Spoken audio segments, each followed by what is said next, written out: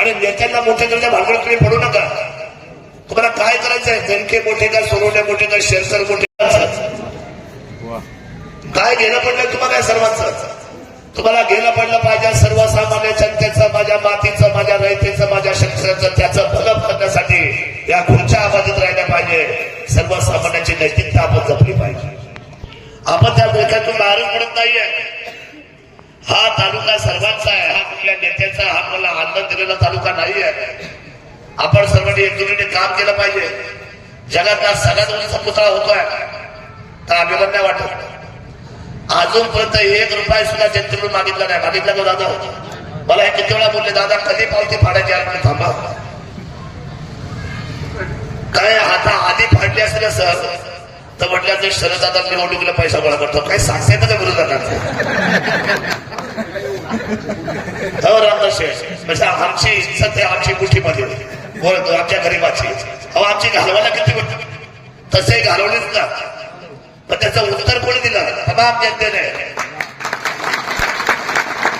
सर्वसामान्यांच्या इज्जतीला हात लावला काय होऊ शकतं?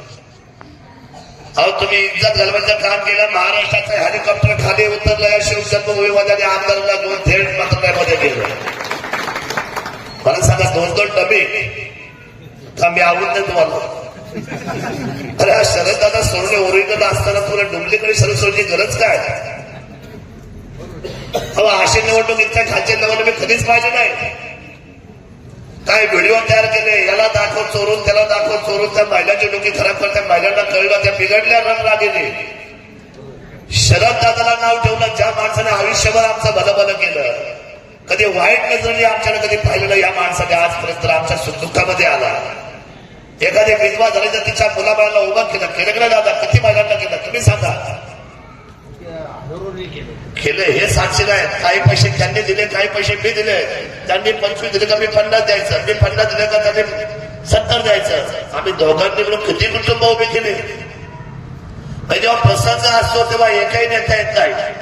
आणि निवडणुका आल्या का तुम्हाला सांगतो एवढ्या बॅगा भरून पैसे येतात कुठून? पण ज्यावेळेला अडचण असते त्यावेळेला का नाही उभे राहतात?